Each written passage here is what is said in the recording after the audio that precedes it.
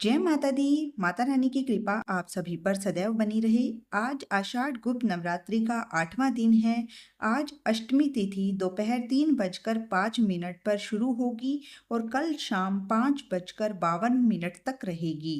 उदय काल होने के कारण मुख्य रूप से अष्टमी पूजन 14 जुलाई को ही किया जाएगा।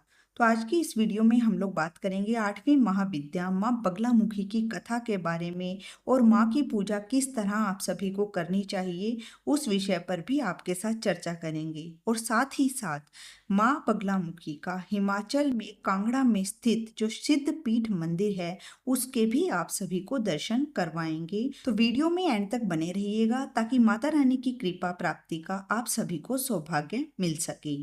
महाविद्या बगलामुखी को 8वीं महाविद्या कहा जाता है। इन्हें पीताम्बरी देवी के नाम से भी जाना जाता है। माँ बगलामुखी को पीला रंग अति प्रिय है, इसलिए भक्तों द्वारा माँ को पीले वस्त्र अर्पित किए जाते हैं।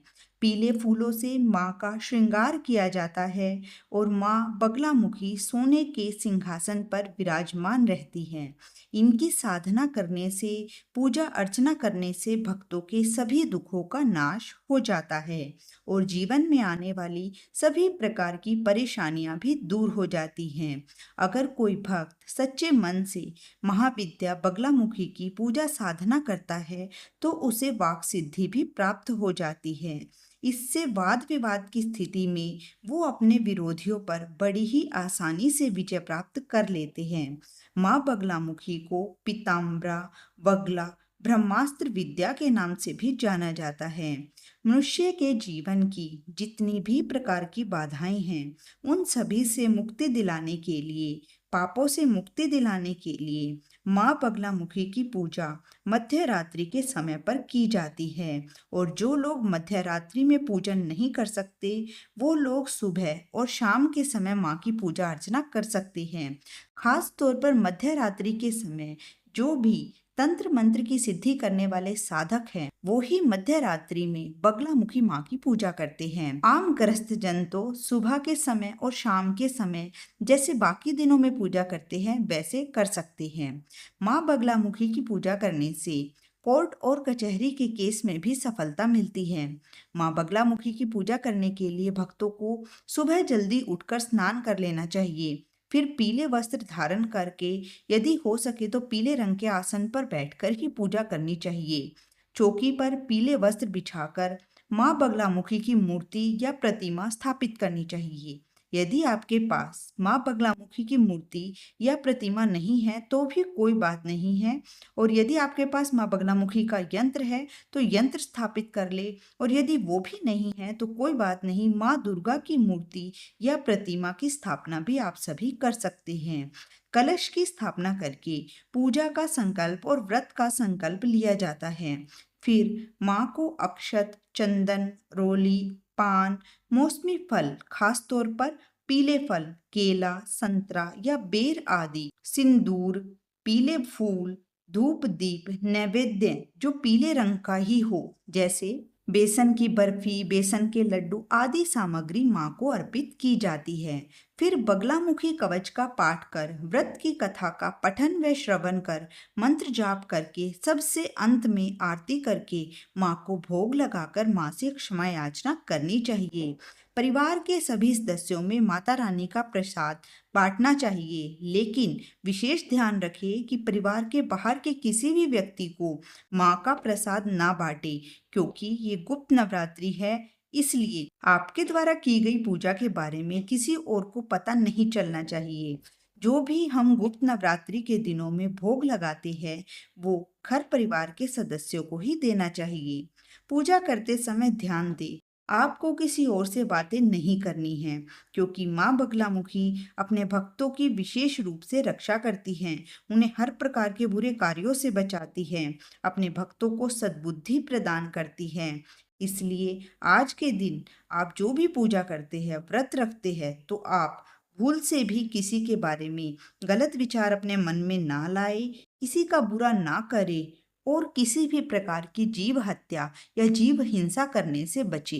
क्योंकि यदि जाने अनजाने में भी आपसे कुछ गलत हो जाता है तो उसके विपरीत परिणाम आपको भोगने पड़ सकते हैं। जैसा कि आप सभी को बता चुके हैं कि माँ बगलामुखी को पीला रंग बहुत प्रिय है, इसलिए आज के दिन पीले रंग की वस्तुओं का, पीले रंग के वस्त्रों का गुप्त रूप से दान किसी भी कन्या को कर सकते हैं। मंदिर में भी आप गुप्त रूप से दक्षिणा का दान कर सकते हैं। माँ बगलामुखी को आज के दिन पीले रंग की चुनरी अर्पित कर सकते हैं। ऐसा करने से भक्तों के जीवन में सुख और समृद्धि आती है, मनवांछित फल की प्राप्ति होती है और माँ की पूजा करने से आने वाली कोई भी बाधा है वह बड़ी ही आसानी से दूर हो जाती है। घर परिवार के सदस्यों का स्वास्थ्य बेहतर रहता है। यदि माँ बगलामुखी की पूजा पूरी श्रद्धा और विश्वास के साथ की जाए तो सभी रुके हुए कार्य भी बिना किसी बाधा के पूर्ण हो जाते हैं। शारीरिक और मानसिक चिंताएं भी दूर हो जाती हैं। यदि आप अपने जीवन में आगे बढ़ना चाहते हैं या आपके ऊपर किसी ने झूठा मुकदमा कर रखा है तो ऐसी स्थिति में आप नियम से दिन में जितनी बार भी हो सके पूर्व दिशा की ओर मुंह करके माँ बगलामुखी के मंत्र ओम ऐं ह्रीं श्रीं बगलामुखी देव्यै नमः का जाप करना चाहिए। या फिर आप कुछ भी काम करते हुए, चलते फिरते, उठते बैठते किसी भी समय पर यदि सच्चे मन से पूरी श्रद्धा से माँ पर विश्वास रखते हुए इस मंत्र का लगातार जाप करते हैं तो आपके जो भी विरोधी शत्रु हैं, जो आपको परेशान करते हैं, वो भी शांत हो जाते हैं। उनसे किसी भी प्रकार का कोई भी नुकसान आपको नहीं पहुंच पाता और जो भी आपके ऊपर किसी ने झूठा मुकदमा किया होता है उसमें भी आपको जीत हासिल हो जाती है। इस प्रकार 8वीं महाविद्या माँ बगलामुखी की पूजा की जाती है। तो आइए अब बात करते हैं माँ की कथा के बारे में। पौराणिक कथा के अनुसार एक बार सतयुग में विनाश उत्पन्न करने वाला ब्रह्मांडी तूफान उत्पन्न हुआ, जिससे संपूर्ण विश्व नष्ट होने लगा और चारों ओर हाहाकार मच गया। अनेकों लोग संकट में पड़ गए और संसार की रक्षा करना असंभव हो गया। यह प्रचंड तूफान सब कुछ नष्ट करता हुआ आगे ही बढ़ता जा रहा था, जिसे देखकर स्वयं भगवान श्री हरि विष्णु भी चिंतित हो गए और इस समस्या का कोई हल ना पाकर वो भगवान शिव का स्मरण करने लगे। तब भगवान शिव ने प्रकट होकर उनसे कहा कि शक्ति के अलावा अन्य कोई भी इस तूफान को नहीं रोक सकता, इसलिए आप उनकी शरण में जाएं। तब भगवान विष्णु ने हरिद्रा सरोवर के निकट पहुंचकर कठिन तपस्या की।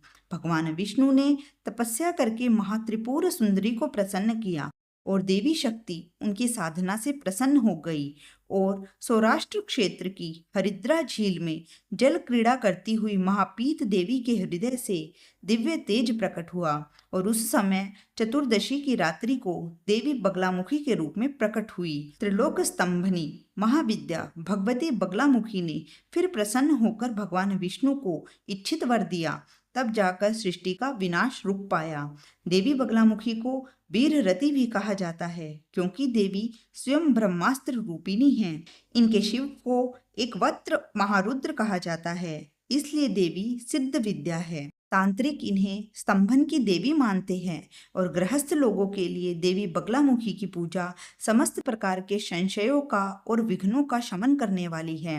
तो ये थी आज की वीडियो। अगर आप सभी को वीडियो अच्छी लगी हो तो प्लीज़ ज़्यादा से ज़्यादा लाइक करें और वीडियो को शेयर कीजिए ताकि माता रानी के बारे में ज़्यादा से ज़्यादा लोगों तक जानकारी पहुँच सके। और जिन्होंने अभी तक हमारे चैनल को सब्सक्राइब नहीं किया है वो चैनल को सब्सक्राइब करके बेल आइकन को भी ज़रूर प्रेस कर ले ताकि हम जब भी कोई भी आप लोगों के लिए वीडियो अपलोड करें उसकी नोटिफिकेशन तुरंत आप लोगों तक पहुंच सके और आप उस वीडियो का लाभ उठा सके। तो माता रानी आप सभी को खुश रखे, स्वस्थ रखे, आप सभी की झोलियां भरी रखे, आप सभी पर माता रानी की कृपा यूं ही बरसती रहे। जय माता दी।